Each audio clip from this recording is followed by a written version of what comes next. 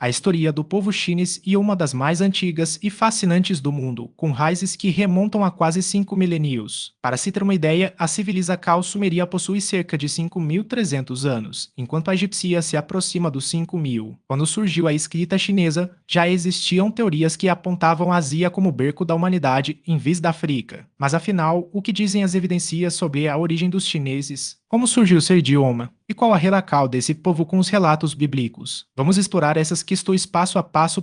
Segundo a tradição bíblica, a população chinesa, assim como qualquer outro grupo humano, teria suas origens nos descendentes de Noé. Após o grande dilúvio descrito no Antigo Testamento, apenas 3 de seus filhos, Sem, Cão e Jafé, sobreviveram, tornando-se os ancestrais de todas as nações. Alguns estudiosos sugerem que os chineses seriam descendentes de Cão, mais especificamente de seu filho Canaã. Outros, porém, defendem que teriam ligação com Sem, o mesmo patriarca dos judeus. No entanto, essas hipóteses são especulativas e não encontram respaldo unânime entre os acadêmicos. Ao longo dos séculos, muitos tentaram identificar referências aos povos asiáticos, especialmente aos chineses, nos textos sagrados. Uma das passagens mais citadas está no livro de Isaías, onde se menciona um povo vindo da terra de Sinim. Alguns pesquisadores associam esse termo à China, pois Sin seria uma adaptação latina do nome do antigo reino de Qin, fundado por volta de 778 AC. Outra possível alusão aparece no Apocalipse, quando se fala dos reis do Oriente, além do rio Eufrates, que surgiriam nos últimos dias antes do retorno de Cristo. Contudo,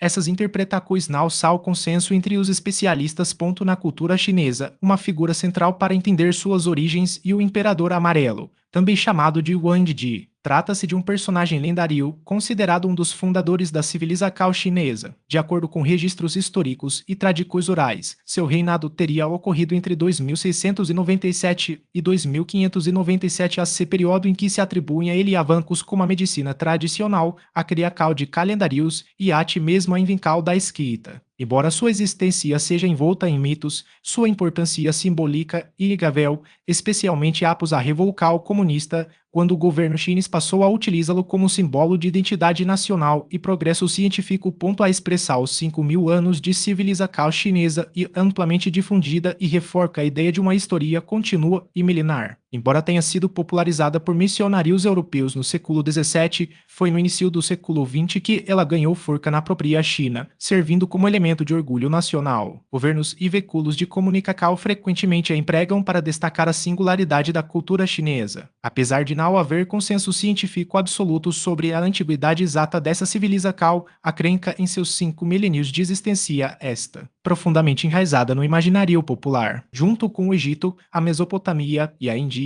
a China e reconhecida como uma das 4 grandes civilizações antigas do mundo. A mitologia chinesa oferece narrativas ricas e variadas sobre a criação do universo e da humanidade, diferindo de outras tradições que atribuem a origem de tudo a um único Deus criador. Muitos desses mitos descrevem processos naturais ou atuação de seres divinos que moldaram o mundo. Um dos mais conhecidos é o de Pangu, um ser semidivino que, segundo a lenda, emergiu de um ovo cósmico que continha o caos primordial. Ao romper a casca, Pangu separou o céu da terra, estabelecendo a ordem do universo. Durante 18.000 anos, sustentou essa separação com seu corpo e, ao morrer, suas partes se transformaram nos elementos da natureza. Seu hálito virou vento e nuvens. Sua voz trovejou, o olho esquerdo tornou-se o sol, o direito, a lua, seu sangue deu origem aos rios, e seus membros às montanhas. Até mesmo os seres humanos teriam surgido dos parasitas que habitavam seu corpo. Outra figura fundamental e nua, a deusa responsável por reparar os pilares que sustentavam o céu. Em uma de suas versões mais famosas, ela fundiu pedras de 5 cores para consertar o firmamento e cortou as patas de uma tartaruga gigante para substituir os pilares danificados. Além de sua função cosmológica, Noa e celebrada como criadora da humanidade. Em algumas narrativas, ela mudou os primeiros humanos a partir de barro amarelo em outras, usou uma corda mergulhada em lama cujas gotas, ao cair, formavam pessoas. As mais nobres nasciam das gotas mais puras, enquanto as comuns surgiam das impurezas. Seu irmão e esposo, Shi, também ocupa lugar de destaque na mitologia. A ele são atribuídas invenções essenciais, como a escrita,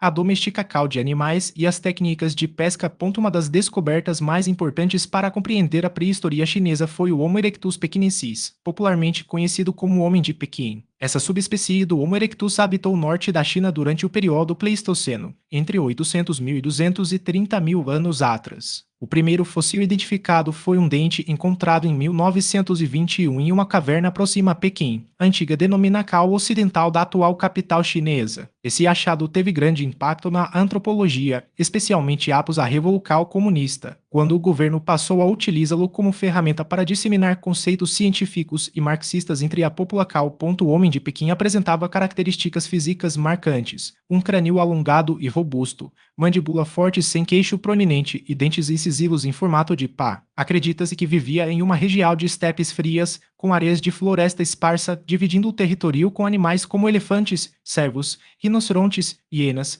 ursos, felinos e búfalos. Sua existência reforça a teoria de que a Ásia desempenhou um papel crucial na evolução humana, embora muitos detalhes sobre seu modo de vida e cronologia exata ainda sejam objeto de estudo. A arqueologia da Universidade de Chengdu. Juntos, organizaram uma expedição que, em 1934, confirmou a existência de um sítio arqueológico de grande relevância. No entanto, as escaracois sistemáticas só começaram décadas depois, em 1986, quando uma equipe liderada por arqueólogos chineses revelou duas fossas repletas de artefatos extraordinários. Entre os achados mais surpreendentes estavam máscaras de bronze com tracos humanos estilizados, olhos protuberantes e orelhas alongadas, que desafiavam as convenções artísticas da época. Também foram encontradas estátuas de bronze em tamanho natural, algumas com até 2 metros de altura, além de objetos rituais, como cabecas de dragão e serpentes, e até mesmo árvores sagradas feitas do mesmo material. A complexidade dessas pecas sugere uma sociedade altamente organizada, com uma elite capaz de mobilizar recursos e mão de obra especializada para a produção de artefatos de bronze em larga escala.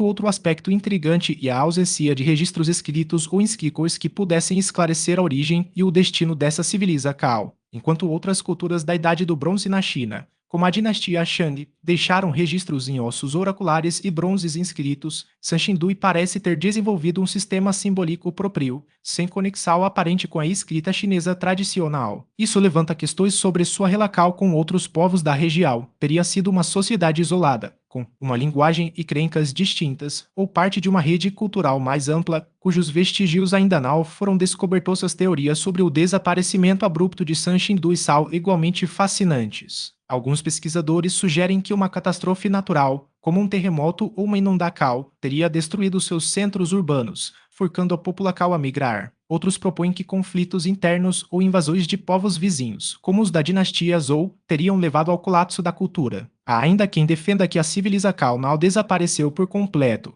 mas se integrou a outras sociedades da região, deixando para trás apenas seus artefatos mais duradouros. O sítio arqueológico de Sanxindui continua a ser explorado, com novas descobertas sendo feitas regularmente. Em 2021, por exemplo, foram encontradas mais de 500 pecas em 6 novas fossas, incluindo uma máscara de ouro puro com mais de 30 centímetros de altura, reforçando a ideia de que essa cultura dominava técnicas metalúrgicas avançadas. Esses achados não apenas ampliam nosso entendimento sobre a diversidade cultural da China antiga, mas também desafiam a narrativa tradicional de uma evolução linear e unificada das civilizações asiáticas. A cerâmica mais antiga do mundo, encontrada na caverna de Xianren, e os mistérios de Sanxindui são apenas 2 exemplos de como a arqueologia chinesa tem reescrito a história da humanidade. Enquanto os ossos oraculares da dinastia Shang nos oferecem pistas sobre a escrita e a religião, esses sítios revelam aspectos ainda mais antigos da criatividade e da adaptação humana. Juntos, eles compõem um mosaico complexo,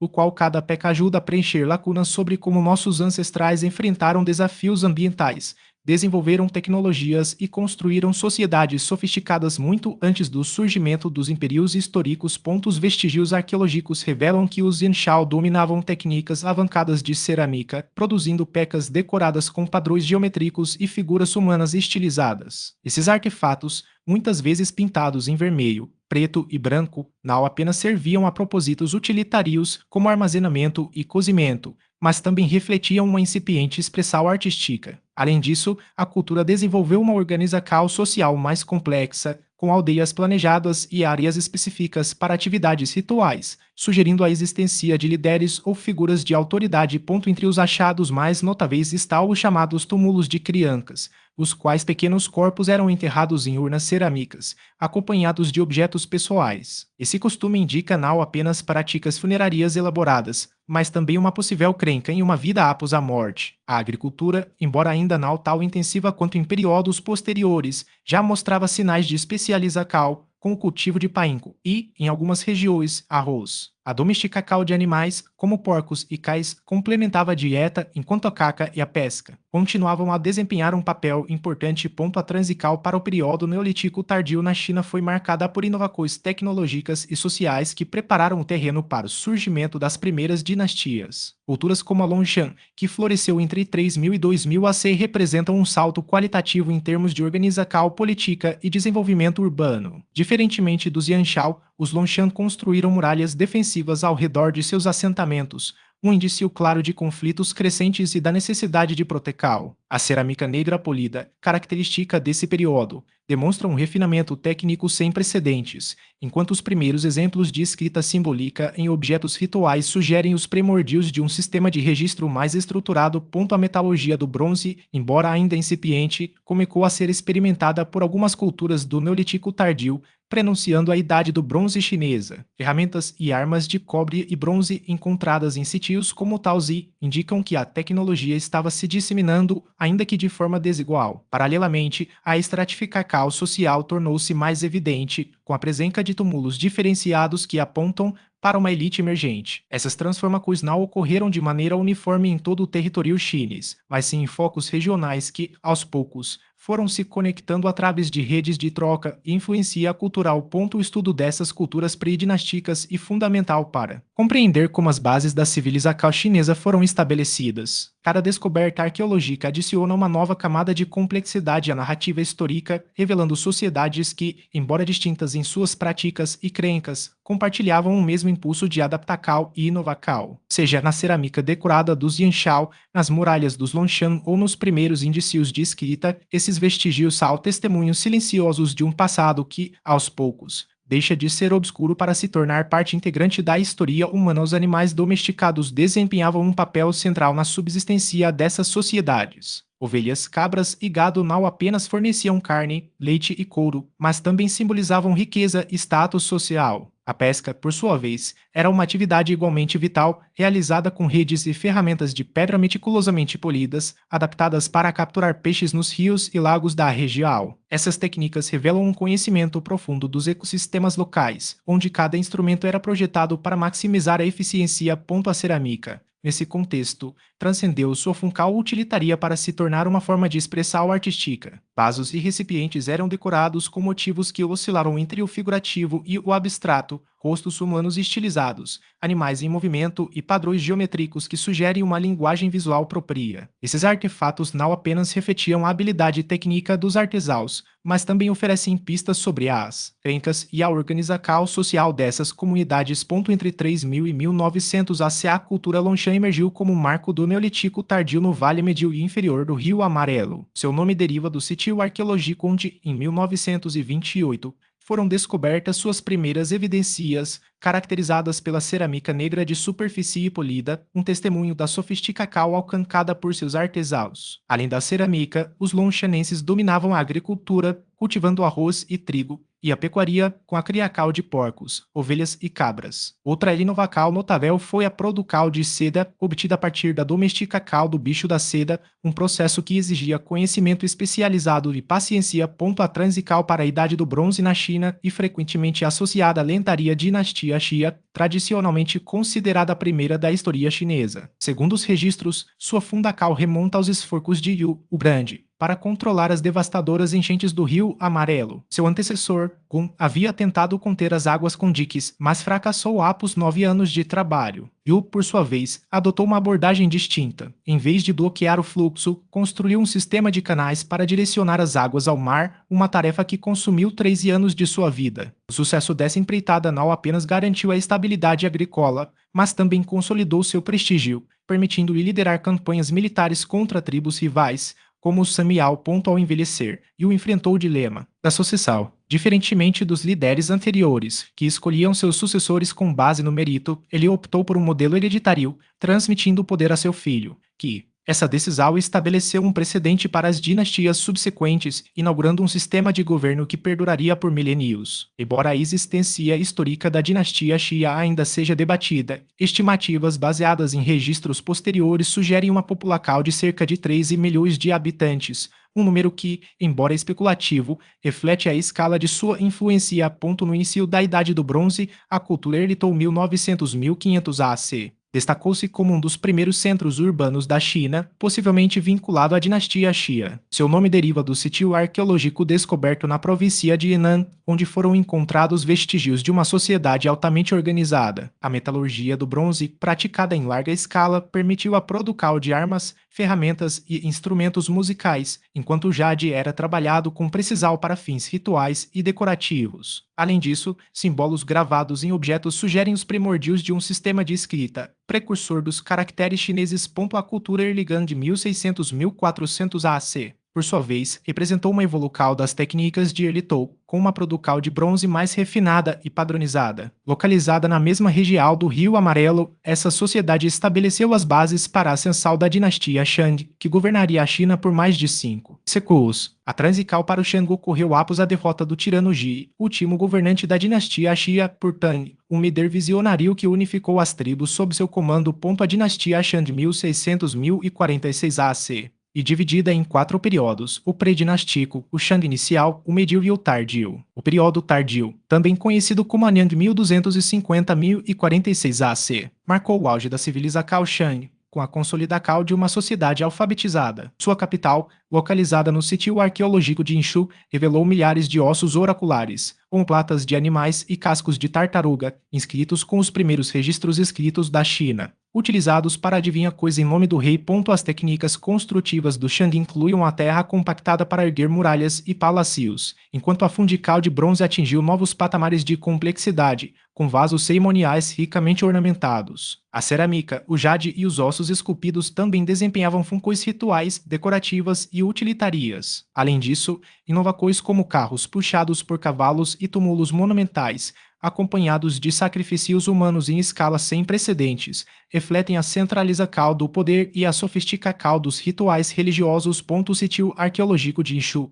descoberto em 1899 após a identificação de ossos oraculares, tornou-se um dos mais importantes da China antiga. Suas escaracóis revelaram não apenas os vestígios da capital Shang, mas também uma riqueza de artefatos que confirmam a historicidade da dinastia. Com mais de 150 mil ossos escritos, o local oferece uma janela única para a vida política, religiosa e cotidiana dessa civilização, sendo reconhecido como Patrimônio Mundial pela Unesco em 2006. Explorar as origens de uma civilização e mergulhar nas raízes da própria humanidade, acompanhando sua evolução, transformações e legado até os dias atuais. Cada descoberta arqueológica, como a de Inshu, não apenas enriquece nosso entendimento sobre o passado, mas também nos ajuda a compreender como sociedades antigas moldaram conceitos que ainda ecoam em nossa cultura, política e identidade.